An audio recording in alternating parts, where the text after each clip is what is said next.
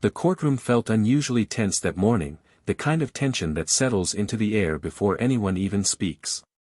Judge Judy hadn't said a word yet, but the moment the door opened and the two women stepped inside, every single person watching could sense that something was off.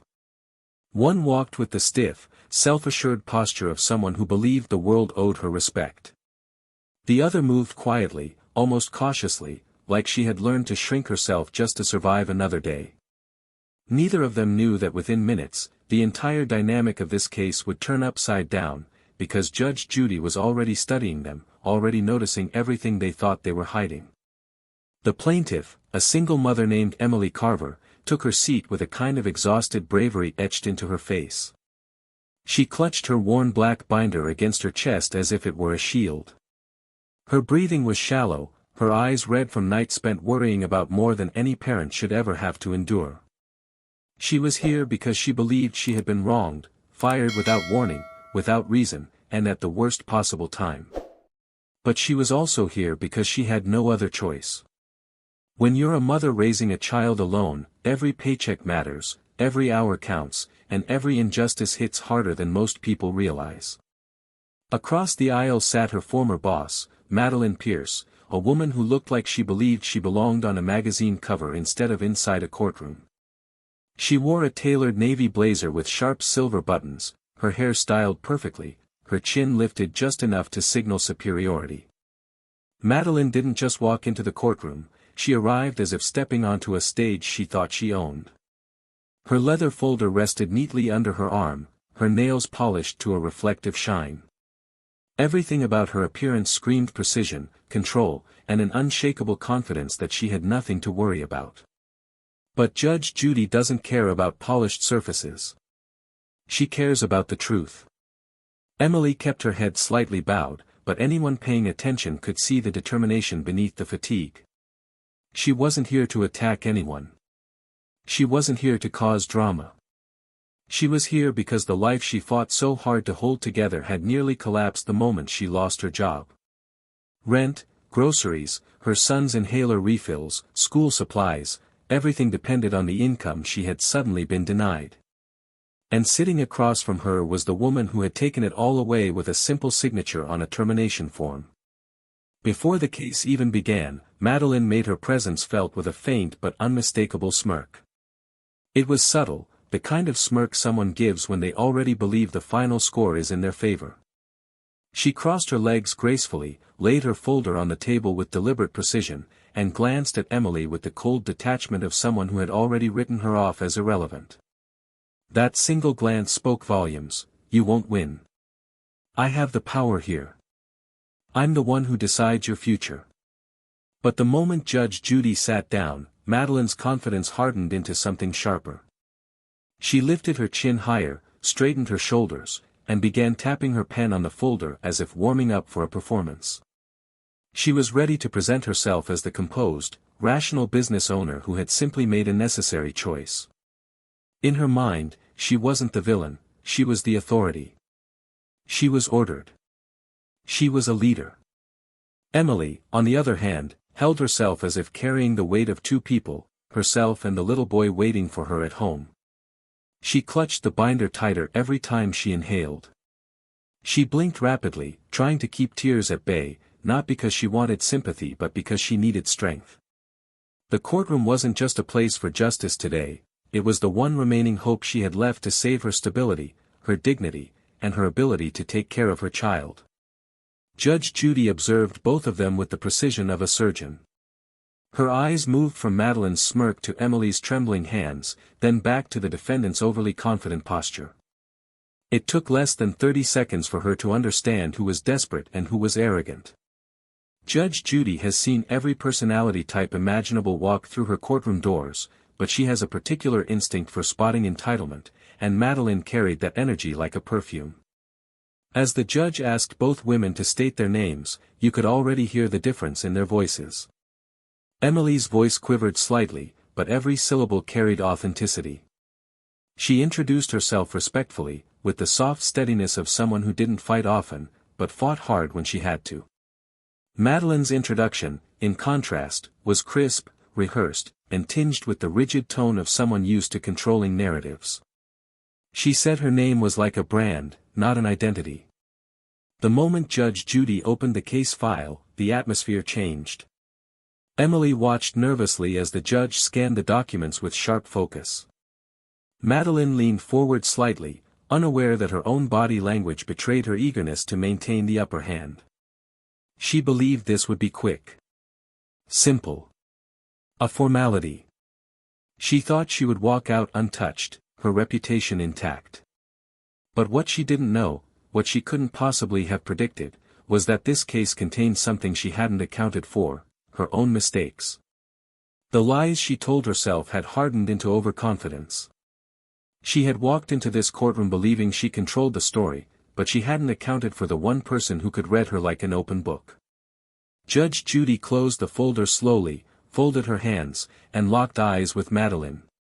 It was subtle, but something shifted in the room. Emily felt it. The audience felt it. Even Madeline felt it, though she wouldn't admit it. The case had just begun, but the power had already started to shift, and Madeline had no idea her confidence would soon crumble under the weight of her own contradictions. Judge Judy began the questioning with a calm, measured tone, the kind that always makes the dishonest feel a little uneasy. She asked Emily to explain, in her own words, why she had brought the case. Emily took a slow breath and lifted her eyes just enough to meet the judge's gaze. Her voice was steadier than before, though the fatigue lingered underneath. She explained that she had worked at Madeline's boutique office for a little over 2 years. She spoke about her responsibilities, customer correspondence, data entry, daily scheduling, invoicing. She described how she had never once received a written warning, a corrective email, or any negative performance review. For 2 years, she had stayed late, taken on extra tasks, even covered for coworkers who couldn't make their shifts. Her words flowed with the sincerity of someone who had every detail etched into her memory not by choice, but by the emotional imprint of surviving it. Emily paused briefly, gathering the strength to mention the reason she was late in the morning that had changed everything. Her son, only 7 years old, had suffered a sudden asthma attack. She had rushed him to urgent care, praying with every breath he struggled to take. As she spoke about him, her voice softened, not weaker, but more protective, like a mother describing her child's fragility to a world that didn't always show kindness. She said she had sent a message to Madeline at 6:47 a.m., explaining the situation and apologizing in advance for the delay. She had even offered to work through lunch, or stay late, or complete tasks from her phone until she arrived. She did everything right. Everything any reasonable employer would appreciate. Judge Judy nodded slowly, taking in every word.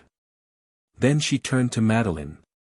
From the moment the attention shifted to her, you could see the shift in Madeline's expression. She straightened, tightened her jaw, and clasped her hands as though preparing for a negotiation she believed she could win. Her demeanor transformed into that of a seasoned executive ready to recite a polished, practiced speech. Madeline claimed that Emily had been chronically unreliable, unprofessional, and emotionally reactive. She repeated these words with deliberate emphasis, almost as if she had rehearsed them in front of a mirror. She insisted that firing Emily was necessary to protect the office environment. Her explanation was delivered in a tone that attempted to sound objective, but instead came across as cold, dismissive, and strangely detached from reality. Judge Judy listened without interrupting, her expression unreadable.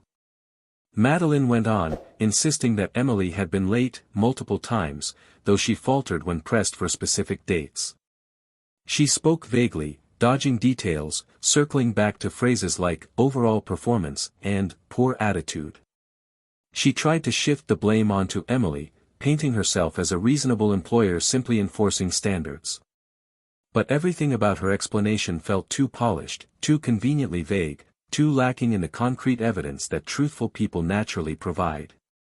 What she didn't realize was that Judge Judy was already noticing the cracks. Emily sat quietly while Madeline spoke, her fingers interlaced, her thumbs trembling slightly. She didn't interrupt. She didn't roll her eyes. She didn't react.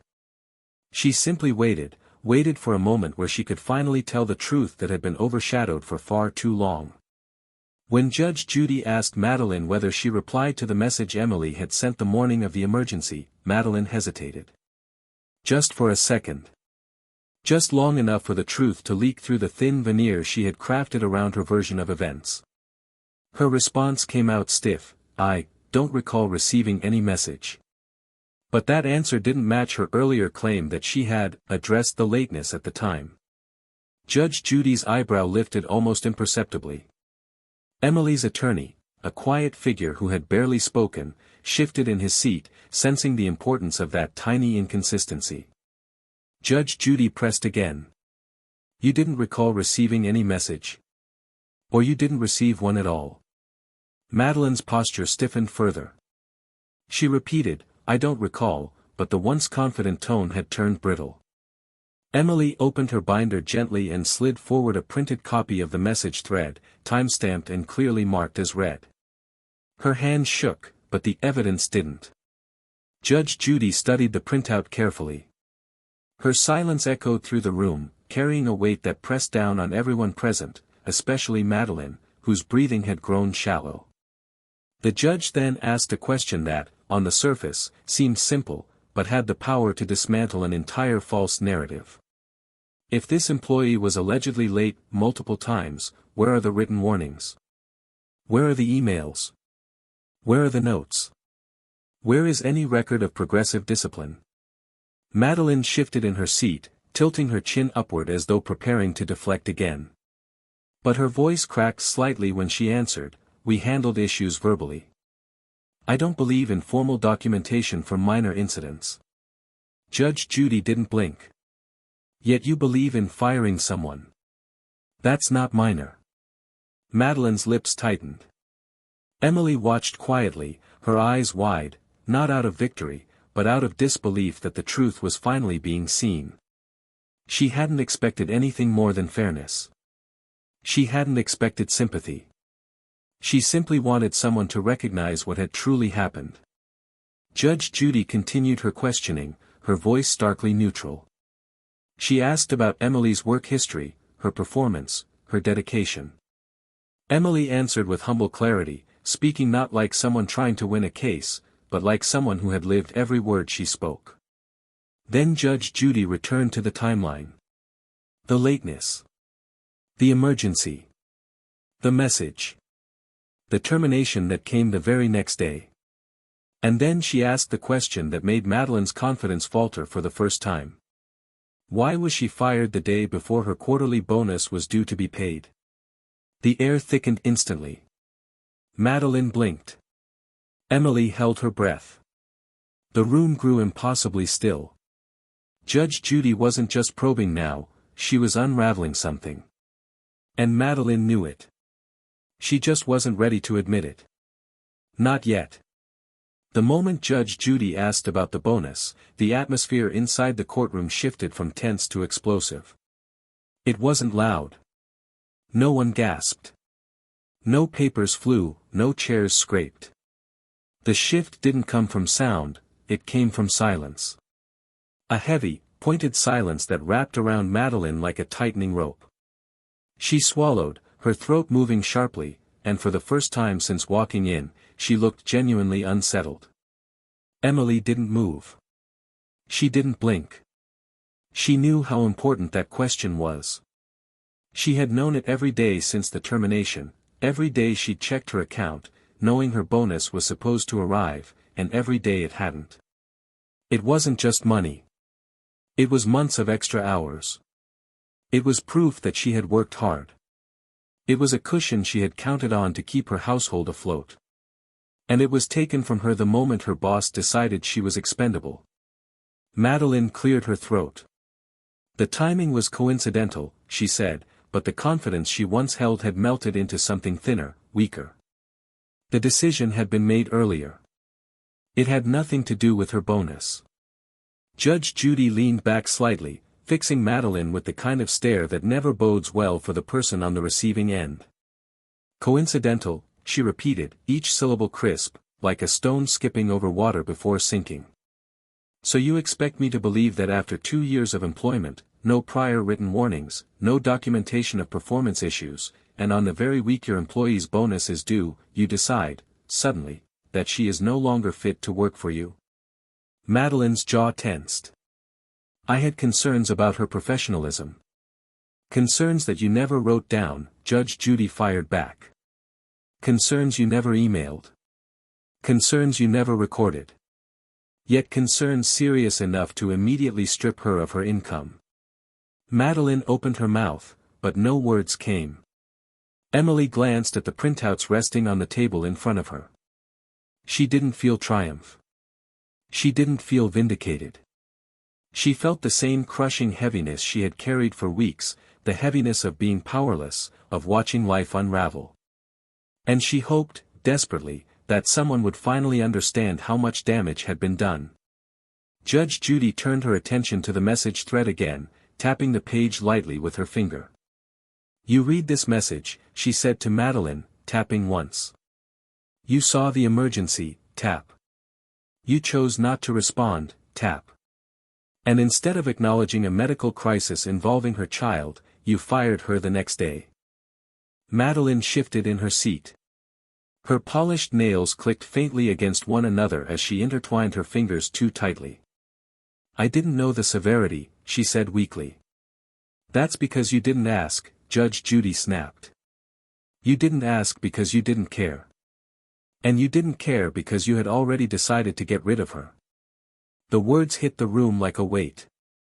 Emily felt her breath catch, not out of shock, but out of relief, a relief so deep it hurt.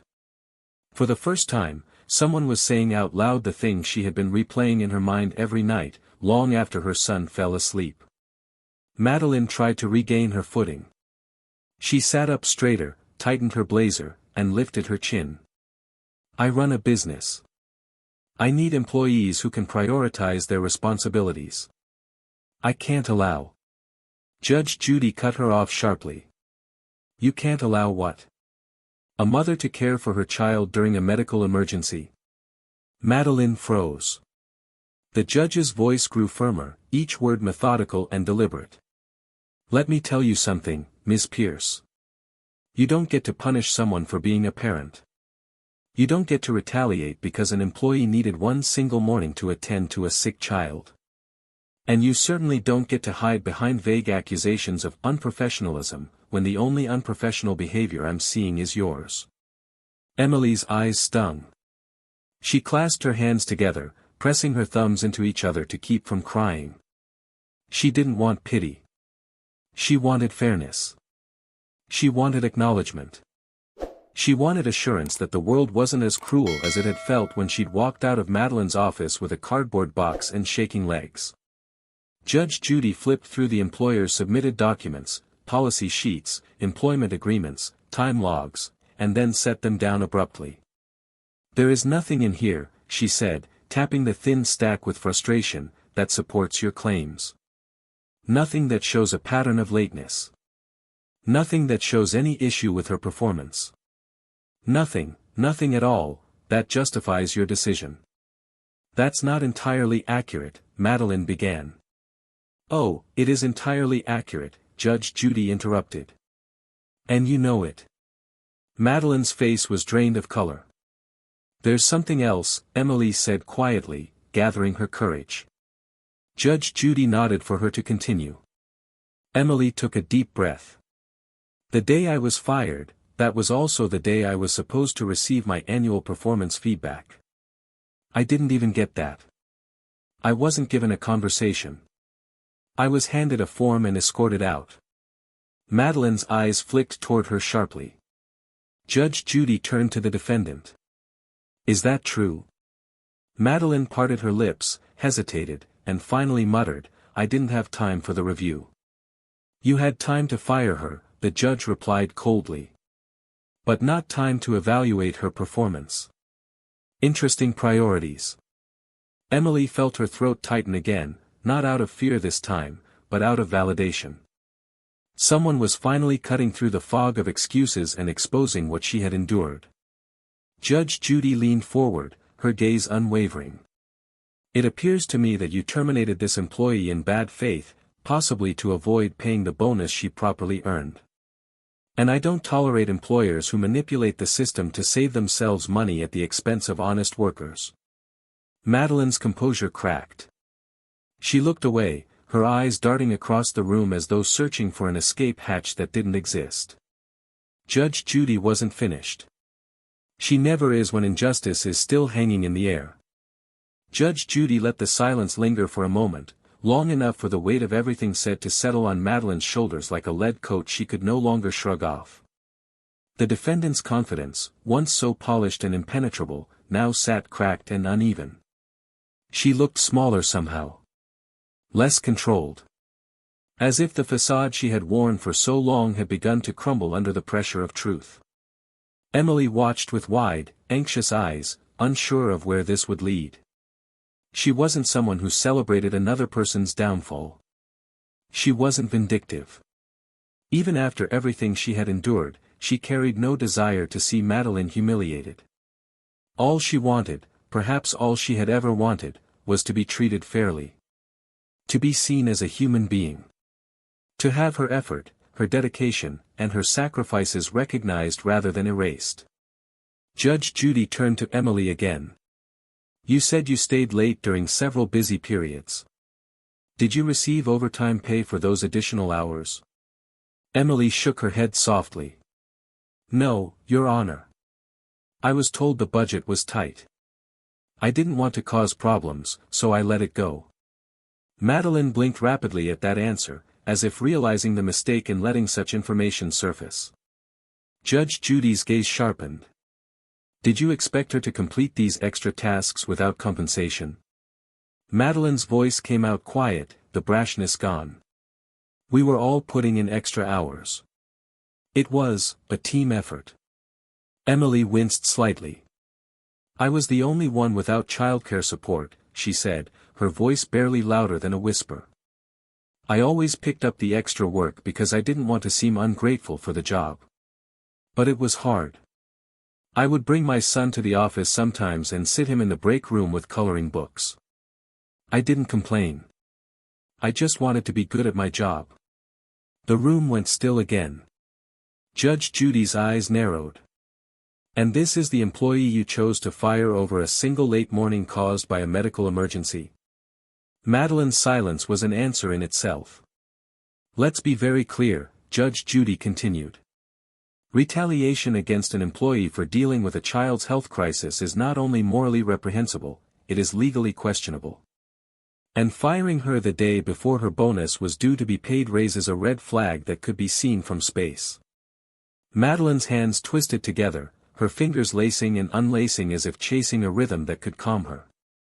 But there was no calming what came next. Judge Judy leaned forward, elbows on the bench, locking eyes with the defendant in a way that seemed to strip away whatever scraps of confidence she had left.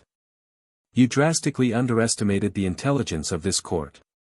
You assumed that because you run a small office and know how to present yourself well, you could walk in here and talk your way out of accountability. But what you've done instead is expose your own lack of integrity. Emily swallowed hard. She didn't move. She didn't even breathe too deeply.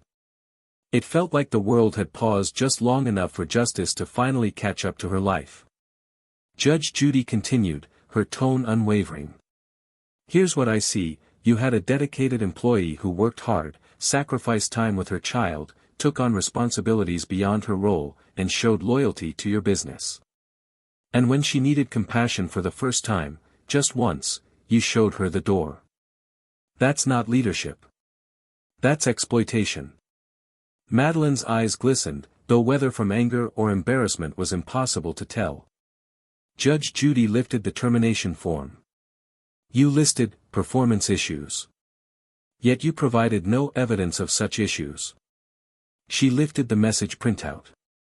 She notified you of a medical emergency. You chose not to acknowledge it. She lifted the pay stub summary. Her bonus was due within 24 hours of her firing. Finally, she set all the papers aside and folded her hands.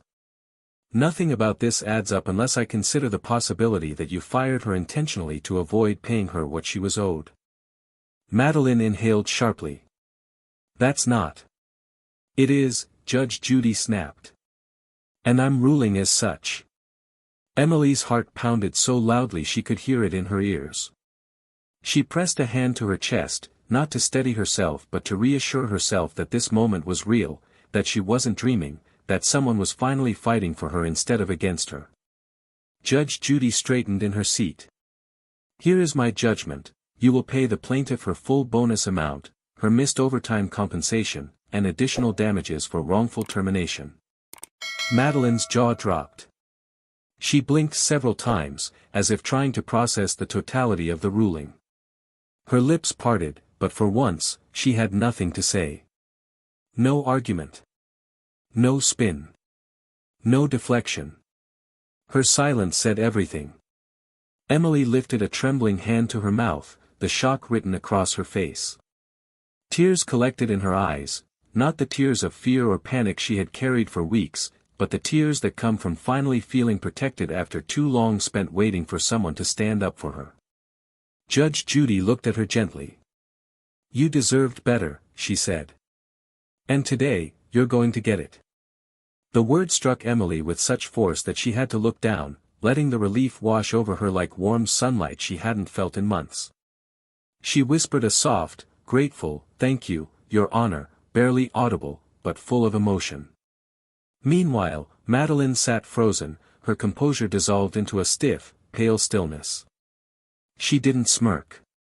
She didn't posture. She didn't defend herself. She simply stared ahead, as if replaying every decision that had led her to this moment, the moment when her arrogance collided with accountability. Judge Judy dismissed the case with a final nod, her expression resolute. Emily gathered her binder, her hands still trembling but her spirit lighter than it had been in far too long. She stood, exhaled deeply, and walked toward the exit, not defeated this time, but restored.